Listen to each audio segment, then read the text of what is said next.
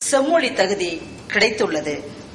தமிழ் மொழிக்காகவும் தமிழர் நலனுக்காகவும் அயராது உழைத்துக் கொண்டிருக்கும் மாண்புமிகு மாநாட்டு தலைவர் முதல்வர் அவர்களுக்கு என்னுடைய பணிவான வணக்கத்தை முதற்கண் தெரிவித்துக் கொள்கின்றேன். அடுத்து இந்த மாநாட்டுக்கு உறுதுணையாக இருந்த துணை முதல்வர், அமைச்சர்கள், ஆட்சியாளர்கள், அலுவலர்கள், ஒருங்கிணைப்பாளர் மற்றும் அனைவருக்கும் என்னுடைய சிறந்தாழ்ந்த வணக்கங்கள். இன்று இந்த மாநாட்டின் இறுதி நாளான இன்று தலைமை பொறுப்பேற்று தலைமை பொறுப்பேற்று விட்டிருக்கின்ற ஐயா அவர்களுக்கு முதற்கண் என்னுடைய அடுத்த வணக்கத்தை தெரிவித்துக் கொள்கின்றேன். அடுத்து இங்கு பார்வையாளராக தமிழ் அறிஞர்களாகவும் வீற்றிருந்து நோக்கர்களாகவும் தமிழ் ஆர்வலராகவும் நண்பர்கள், உறவினர்கள், பெற்றோர் அனைவருக்கும் என்னுடைய சிறந்தாழ்ந்த வணக்கங்கள். அடுத்து என்னுடைய கட்டுரையாளர்களுக்கும் கட்டுரை அளித்தவருக்கும் என்னுடைய நன்றி. என்னுடைய கட்டுரையின் தலைப்பு அரசும் இன வேறுபாடும். நான் இந்த தலைப்பை ஏன் எடுத்துக்கிட்டேன் அப்படின்னா, நம்முடைய லட்சினையிலேயே பிறப்புக்கும் எல்லா உயிருக்கும் என்ற தலைப்பு இருக்கின்றது. இந்த மைய நோக்கு பாடலே பிறப்புக்கும் எல்லா உயிருக்கும் யாதும் ஊரே யாவரும் கேளீர், உடுப்பது நாளி உண்பது, அந்த பாடெல்லாம் பார்க்கும் பொழுது நம்முடைய நாட்டில் ஏற்றத்தாழ்வற்ற சமுதாயம் இருக்கிறதா, வேறுபாடு மிகுந்த சமுதாயம் இருக்கிறதா? வேறுபாடு மிகுந்த சமுதாயம் தான் இருந்தாலும் வேறுபாடு அற்ற நிலை இருக்கின்றது என்பதை நேர்மறையான ஒரு நடப்பியல் யதார்த்தத்தை உங்கள் முன் எடுத்து வைக்க விரும்புவதாக நான் இந்த கட்டுரையை தேர்ந்தெடுத்திருக்கின்றேன். மொழி என்பது இனத்தின் அடையாளம், சமூக கலாச்சார பண்பாட்டின் உறைவிடம். மொழி என்பது எதிர்கால வளர்ச்சிக்கான ஒரு ஆணிவேர். அம்மொழியால் தான் மானிடர் இனம் வாழ்கின்றது. கல் தோன்றி மண் தோன்றா காலத்தே முன் தோன்றி மூத்த குடி என்று போற்றப்படும் தமிழினம் பேசும் தமிழ் மொழி வளமையுடனும் செழுமையுடனும் வளர்ந்தோங்கி வருகிறது. தமிழ் அன்னைக்கு கிரீடம் சூட்டி புகழும் பெருமையும் சேர்க்கும் வகையில் இந்த மொழியின் சிறப்பை பாரெங்கும் பறைசாற்றும் வகையிலும் இந்த மாநாடு சீரும் சிறப்புமாக வெற்றியுடன் நடந்து கொண்டிருக்கின்றது. அடுத்து என்னுடைய தலைப்புக்கு வருகின்றேன். பாரத நாடு பழம்பெரும் நாடு, நீரதன் புதல்வர் இந்நினைவை அகற்றாதே. உலகில் பெரிய ஜனநாயக நாடாக விளங்கும் இந்தியா பல்வகை மக்களை கொண்டிருந்தும் வேற்றுமையில் ஒற்றுமைக்கென்று உலகத்திற்கு வழிகாட்டியாக திகழ்கின்றது. செந்தமிழ் நாடனும் போதினில்லை இன்ப தேன் வந்து வாயுது காதினில்லை என்ற ஆர்ப்பரிக்கும் மகிழ்ச்சியிலும் எந்தையும் தாயும் மகிழ்ந்து குழாவி இருந்தது இந்நாடு என்று புகழும் நிலையிலும் மொழியால், இனத்தால், மதத்தால் ஒருமைப்பாட்டை வளர்த்துக் கொண்டிருக்கும் நம் நாடு சீரும் சிறப்புமாக நாளொரு மேனியும் பொழுதொரு மண்ணுமாக வளர்ந்து வருகின்றது. அரிது அரிது மானிடராய் பிறத்தல் அரிது என்று அவையின் கூற்று இவ்வையக மாந்தர் அனைவருக்கும் பொதுவானது.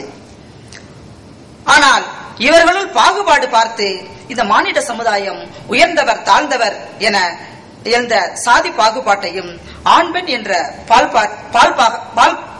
பாகுபாட்டையும் விதைத்தது. இப்பாகுபாடுகள் யாவுமே செயற்கையானது, தற்காலிகமானது. குடியரசு பெற்ற ஆண்டிலிருந்தே இன்று வரை அரசு செயல்படுத்திய பல்வகையான நலத்திட்டங்கள் யாவுமே இன வேறுபாடுகளை களைவதாகவே அமைந்துள்ளன. அதாவது தாழ்த்தப்பட்ட தலித் மக்களின் அடிப்படை தேவைகளை நிறைவேற்றுவதோடு பொருளாதாரத்தில் மேம்பாடு அடைய வேண்டும், அவர்கள் அனைவரும் கல்வி கற்று சமத்துவ நிலை அடைய வேண்டும் என்று தமிழக அரசு தனியான அக்கறை செலுத்தி பல்வகை நலத்திட்டங்கள் வாயிலாக சமத்துவ சமுதாயத்தை உருவாக்கி வருவது, இதனை எடுத்துரைப்பது என்னுடைய கட்டுரையினுடைய நோக்கமாகும். அரசு என்பது மக்களை பாதுகாப்பதும் ஒழுங்குபடுத்துவதும் ஆகும். ஒரு குறிப்பிட்ட வளர்ச்சி கட்டத்தை எட்டிய சமுதாயத்தின் விளைபொருள் என்று கூறுகின்றார் எங்கல்ஸ் அவர்கள். இதனைதான் வள்ளுவரும் இயற்றலும் ஈட்டலும் காத்தலும் காத்த வகுத்தலும் வல்லது அரசு என்று அரசை குறிப்பிடுகின்றார். இந்த அரசு என்பது சமூகத்தில் தோன்றி சமூகத்தில் உள்ள மக்களை பாதுகாத்து கட்டுப்படுத்துவது எனவும் கூறலாம். இன வேறுபாடு, சாதி என்பது இனம் என்று பொருள்படும். இச்சொல்லுக்கு நேரான ஆங்கில சொல் காஸ்ட். இந்த காஸ்ட் என்ற சொல் ஸ்பானிஷ் மொழியில் முதலில் தோன்றியது. இது இந்த காஸ்டஸ் என்ற லத்தீன் மொழியிலிருந்து பெறப்பட்டது. இந்த இனம் என்பது வம்சம், இரத்த உறவு, பரம்பரை என்ற 3 அடிப்படையில் இணைந்து இருக்கும் மக்கள் கூட்டத்தையே இனம் என்று குறிப்பிடுகின்றார் காப்பா அரவாணன். இனம் என்பது மக்களையும் சாதியையும் குறிக்கிறது. இன வேறுபாடு உடைய சமூகம் நம் சமூகம் இருந்த போதிலும் நாம் இச்சமூகத்தில் நேர்மறையான அணுகுமுறையாக நடப்பியலை, யதார்த்தமான நடைமுறை செயல்பாடுகளை எடுத்துரைக்கவே இந்த இன வேறுபாடு என்ற சொல்லை நான் மேற்கொண்டிருக்கின்றேன். தலித் என்ற சொல்லுக்கு துன்பத்திற்கு ஆளான, தோற்கடிக்கப்பட்ட என்ற சொல் அகராதிகள் கூறினாலும் இவர்கள் தீண்டத்தகாதவர்கள் என்ற பொருளும் உண்டு. இச்சொல் ஸ்தல் என்ற வடமொழியில் இருந்து பிறந்தது. அடித்தட்டு மக்களை சூத்திரர்கள் என்றும் பஞ்சமர்கள் என்றும் கூறி தீண்டத்தகாதவர்களாக்கப்பட்டனர். தலித் மக்களான இவர்களை தேசத்தந்தை மகாத்மா காந்தி அரிஜனங்கள், அதாவது கடவுளின் குழந்தைகள் என்று அழைத்தார். அரசும் இவர்களை பட்டியலிடப்பட்ட சாதிகள் என்று அங்கீகரித்துள்ளது. ஆனால் இம்மக்கள் தலித்துக்கள் அல்லது ஒடுக்கப்பட்டவர்கள் என்று அழைக்கப்படுகின்றனர். இந்த ஒடுக்கப்படுதல் என்பது ஏதாவது ஒரு சூழலில் ஒரு மனிதனை இன்னொரு மனிதன் அடிமைப்படுத்துவதோ அல்லது ஆண் பெண்ணை ஒடுக்குவதோ அல்லது ஒரு கூட்டத்தார் மற்றொரு கூட்டத்தாரை ஒடுக்கப்படுவதோ ஆகும். இந்த ஒடுக்கப்படுதல் என்ற சூழல் 17ஆம் நூற்றாண்டிலிருந்தே தொடங்கியுள்ளது. சமூக சீர்திருத்தவாதிகள் நவீனமயமாதல், சமய சார்பின்மை, நகரமயமாதல் ஆகிய இந்த முப்பெரும் வரலாற்று சக்திகளின் அடிப்படையில் சாதி முறையில் மாற்றம் ஏற்பட்டது. தேசத்தந்தை மகாத்மா காந்தி தீண்டாமை ஒழிப்பை விடுதலை போராட்டத்தின் குறிக்கோளில் ஒன்றாக்கினார். வைக்கம் வீரர் பெரியார் ஈவே ராமசாமி அவர்கள் தீண்டாமை ஒழிப்பை மையப்படுத்தி வைக்கம் சத்தியாகிரகம் ஆகிய போராட்டங்கள் செய்து வெற்றியும் கண்டார். Doctor B.R.. அம்பேத்கர் அவர்கள் தீண்டப்படாதவர்களுக்கு இழைக்கப்பட்ட கொடுமைகள் அனைத்தையும் தானே தன் வாழ்நாளில் அனுபவித்ததனால் அவர் அவற்றை வேரோடு களைந்து எறிய முடிவு கட்டி தனது வாழ்வையே போராட்டமாக மாற்றிக்கொண்டார். தலித்துகளின் தனிப்பெரும் தானை தலைவர் டாக்டர் பி.ஆர். அம்பேத்கர் பல்லாயிரக்கணக்கான தலித்துகளை தன்னுடைய புத்த மதத்திற்கு மாற்றி சமத்துவ சமுதாயம் கண்டுள்ளார். பாரதியார் இதை பறையருக்கும் இங்குதைய புலையருக்கும் விடுதலை, பரவரோடு குறவருக்கும் மறவருக்கும் விடுதலை, திறமை கொண்ட தீமையற்ற தொழில் புரிந்து யாவரும் தேர்ந்த கல்வி ஞானம் எய்தி வாழ்வும் இந்த நாட்டிலே என்ற இந்த மகாகவியினுடைய வைர வரிகள் நாட்டு விடுதலையுடன் தலித் மக்களினுடைய விடுதலையும் சேர்த்து பாடியுள்ளது எண்ணத்தக்கதாகும். அதோடு சாதி பெருமையில்லை பாப்பா, அதில் தாழ்ச்சி உயர்ச்சி செய்தல் பாவம் என்று அந்த பிஞ்சு குழந்தைகளுடைய மனதில் சமத்துவ நிலையை உணர்த்துகின்றார் பாரதியார்.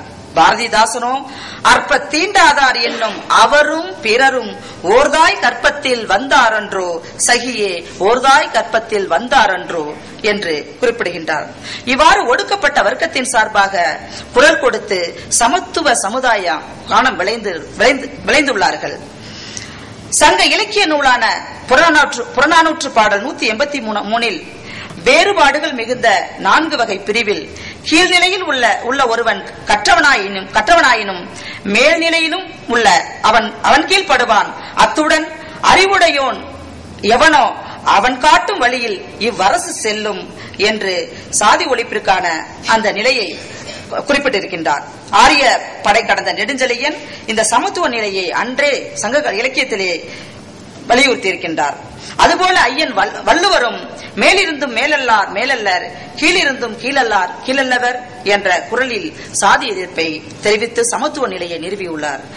அதோடு மட்டுமல்லாமல் பிறப்புக்கும் எல்லா உயிருக்கும் சிறப்பவா செய்தொழில் வேற்றுமையான் என்ற குரலில் பிறப்பால் அனைவரும் சமம் என்ற கருத்தை வள்ளுவரும் வலியுறுத்தி இருக்கின்றார்.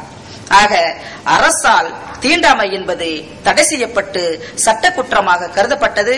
தலித் மக்களுக்கு பொது இடங்களில் விதிக்கப்பட்டிருந்த தடைகள் நீக்கப்பட்டன. சுதந்திரமாக செயல்படவும், சொத்துக்கள் வாங்கி விற்கவும், கல்வி நிறுவனங்களில் சேரவும், அரசு மானியம் பெறவும் வழிவகுக்கப்பட்டது. சமய வழிபாட்டு தலங்களில் சம உரிமை வழங்கப்பட்டுள்ளது. கல்வி மற்றும் பொருளாதார நலன்கள் மேம்பாடு அடைய சமூக சூழலிலிருந்து பாதுகாக்க உத்தரவாதங்கள் அளிக்கப்பட்டுள்ளன. மேலும் மாநில